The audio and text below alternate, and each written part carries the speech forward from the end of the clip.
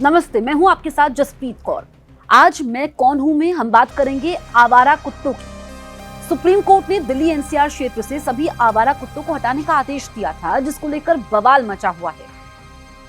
Court ने साफ कहा था कि सभी नगर निकाय दिल्ली से लेकर फरीदाबाद तक तुरंत अभियान चलाएं और सबसे पहले संवेदनशील इलाकों से कुत्तों को हटाएं। 8 हफ्तों में शेल्टर होम तैयार करने, सीसीटीवी लगाने और मेडिकल केयर देने का आदेश भी जारी हुआ है। इस फैसले के बाद एमसीडी के सामने सबसे बड़ी चुनौती फंड की हो रही है। ऐसा इसलिए क्योंकि दिल्ली एनसीआर क्षेत्र में मौजूद 10 लाख से ज्यादा कुत्तों को उठाने और उन्हें सुरक्षित शेल्टर होम तक भेजने में रोजाना 11 करोड़ रुपए तक के खर्चे का अनुमान है। इसमें कुत्तों का खाना, ट्रांसपोर्टेशन, सफाई, मेडिकल समेत कर्मचारियों की जरूरत की चीजें शामिल होंगी। हालांकि एमसीडी के पास पहले से ही पैसों की कमी है, जिससे परेशानी ज्यादा बढ़ चुकी है। एमसीडी के अधिकारियों ने बताया कि प्रति कुत्ते की लागत कम से कम 110 रुपए प्रतिदिन होगी। इसमें खाना, ट्रांसपोर्टेशन, सफाई, चिकित्सा देखभाल, कर्मचारी और उपयोगिताएं की चीजें शामिल होंगी। मौजूदा समय में एमसीडी हर दिन 350 से ज्यादा कुत्तों को पकड़कर उनकी नसबंदी करती है। 10 दिनों की निगरानी के बाद उन्हें छोड़ देती है। नसबंदी प्रक्रिया में प्रति कुत्ता लगभग 1000 रुपए का खर्च आता है। सुप्रीम कोर्ट के पूरे आदेश में दिल्ली, नोएडा, गाजियाबाद, गुरुग्राम और अब फरीदाबाद को 6 से 8 हफ्तों में कम से कम 5000 कुत्तों के लिए आश्रय स्थल बनाने और तुरंत कुत्तों को पकड़ने का अभियान शुरू करने का निर्देश दिया गया है। कुत्तों की गिनती करना, उनकी देखभाल के साथ ही नसबंदी और तमाम जरूरी चीजें करना एमसीडी के सामने सबसे बड़ी चुनौती है। आवारा कुत्तों की जनसंख्या को नियंत्रित करने के लिए दिल्ली में मौजूद उनकी आबादी के कम से कम 70% की नसबंदी करनी होगी, लेकिन इसके लिए पर्याप्त स्टरलाइजेशन सेंटर नहीं होने के कारण ये लक्ष्य पूरा नहीं हो पाएगा। दिल्ली में इस समय आवारा कुत्तों की संख्या लगभग 6 लाख है और इस संख्या को कम करने के लिए हर साल कम से कम 4.5 लाख कुत्तों की नसबंदी करनी होगी। एमसीडी के पशु चिकित्सा विभाग के पूर्व निदेशक डॉक्टर वीके सिंह ने कहा कि आवारा कुत्तों की आबादी में भारी वृद्धि के कारण और अधिक आश्रय स्थलों का निर्माण करना होगा। नसबंदी में समय लगेगा। उन्होंने आगे कहा कि 2 प्रकार के आश्रय स्थल बनाने होंगे, एक नसबंदी किए गए कुत्तों के लिए और दूसरा बिना नसबंदी वाले कुत्तों के लिए। फिलहाल राजधानी में लावारिस कुत्तों को पकड़ने की पूरी जिम्मेदारी गैर सरकारी संगठनों के कंधों पर है। एमसीडी इनके माध्यम से कुत्तों की नसबंदी करवाती है, उन्हें पकड़ने में इनकी मदद लेती है। एमसीडी के पास खुद वाहन और कर्मचारी हैं, लेकिन संख्या बेहद कम होने के कारण बड़ी संख्या में शिकायतें आने पर उनको एनजीओ पर ही निर्भर रहना पड़ता है। अधिकारियों का कहना है कि मौजूदा ढांचे और संसाधनों के आधार पर अगर सिर्फ एनजीओ पर निर्भर रहा जाए तो सभी कुत्तों को पकड़ने और नसबंदी करने में कई साल लग जाएंगे। इस कारण उसका अपनी टीम बढ़ानी होगी, वाहन बढ़ाने होंगे, नसबंदी केंद्रों की क्षमता में विस्तार करना होगा। एमसीडी के सामने अब दोहरी चुनौती है। पहला ये कि तेजी से नसबंदी अभियान चलाकर कुत्तों की संख्या पर नियंत्रण पाना, दूसरा ये कि कोर्ट के आदेश के तहत उनके लिए पर्याप्त आश्रय स्थलों की व्यवस्था करना। वैसे कुत्तों को इंसानों का सबसे वफादार दोस्त माना जाता है, लेकिन आजकल ये कई जगहों पर डर का दूसरा नाम बन चुके हैं। सुनसान सड़कों पर अंधेरे में ये हमले कर रहे हैं और लोगों के मन में डर भी है। ऐसे में अब इस पर बहस भी हो रही है। एक तरफ कुछ लोग ऐसे हैं जो सुप्रीम कोर्ट के इस आदेश के साथ हैं, लेकिन जो डॉग लवर्स हैं वो इस फैसले का विरोध कर रहे हैं। तो इसी वजह से दोनों पक्षों को सुनने के बाद आगे कदम उठाए जाएंगे। लेकिन आपको बताएं कि हमले का डर जो है वो लोगों के मन में आजकल है, क्योंकि कई सीसीटीवी फुटेजेस सामने आए हैं जिसमें कुत्ते हमला कर रहे हैं। झुंड बनाकर ये बच्चों पर हमला करते हैं, बूढ़ों पर हमला करते हैं और जवानों को भी नहीं छोड़ते हैं। डॉग लवर्स की अगर हम बात करें तो डॉग लवर्स सड़क पर उतर आए, फैसले का विरोध कर रहे हैं। नोएडा में भी इस आदेश के खिलाफ लोगों ने प्रदर्शन किया। उनका कहना है कि अदालत का आदेश गलत है और इसे तत्काल वापस लेना चाहिए। डॉग लवर्स ने इंडिया गेट पर भी सुप्रीम कोर्ट के इस आदेश के खिलाफ धरना प्रदर्शन किया था।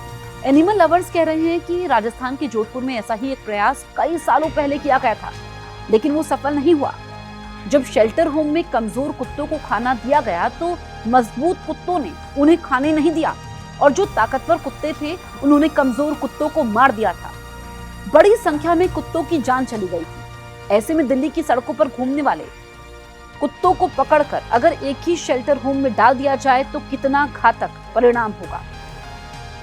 आंकड़ों पर अगर हम नजर डालें तो इस साल अब तक दिल्ली में कुत्तों के काटने के कुल 26,334 मामले सामने आए हैं। सुप्रीम कोर्ट के फैसले के बाद मेनका गांधी का दर्द भी छलक उठा था। पूर्व केंद्रीय मंत्री मेनका गांधी ने कहा कि यह फैसला बिल्कुल भी ठीक नहीं है। उन्होंने सुप्रीम कोर्ट के आदेश की आलोचना करते हुए इसे आर्थिक रूप से अव्यवहारिक और हानिकारक करार दिया। मेनका गांधी ने कहा कि दिल्ली में कुत्ते हैं जिनकी संख्या काफी ज्यादा है, आवारा कुत्तों की संख्या। इन सभी को पकड़कर शेल्टर होम भिजवाया जाएगा।